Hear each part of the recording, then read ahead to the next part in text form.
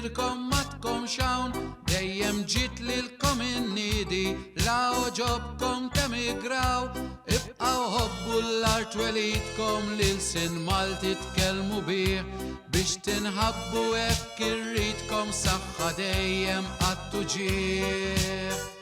Ma nistax lilkom bil-ħerqa manġelkomx tħobbu dik lem li San Pawl ġabilna bl-arqa wada sħuna ġewwa d-dem bl-ajruplani u bil-vapuri rajtkom bħal merħriet sejrin ħafna minnkom ġew sinjuri oħrajn bqajtu imbedin.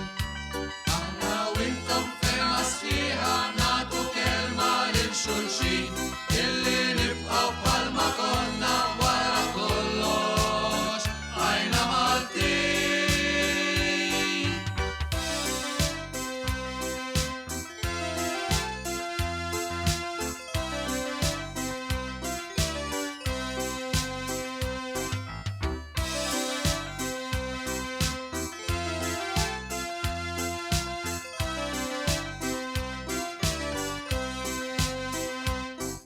Nħoss qalbi qawwija illi din ma tinqatax ta' kull sena b'kull tgawdija ta' Filippu f'Mejju 12 Zebbuġin intom uliedi jimmissirkom ma tkomx hawn dejjem ġiet lilkom innidi la oġobkom temigraw.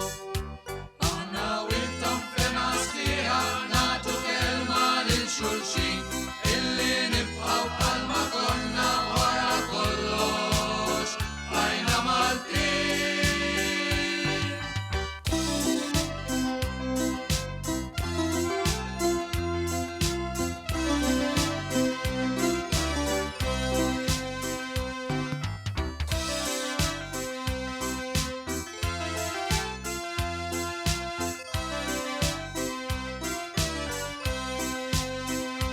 Aħna wliedek hawn kuntenti l-koll ninsabu maqudin imferxin mal-kontinenti għalkemm minnek imċaħdin ġol-Awstralja aħna niltaqgħu numru kbir ta' Zebbuġin kultant f'daħ aħna ninfaqgħu u b'ċajt Malti ngħaddu l-ħin.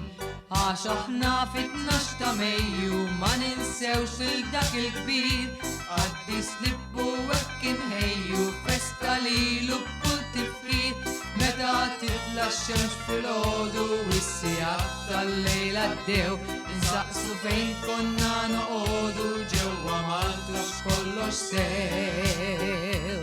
Aħna u intom ferma sħiħa nagħtu kelma lil xulxin illi nibqaw bħalma konna wara kollox għajna Maltin.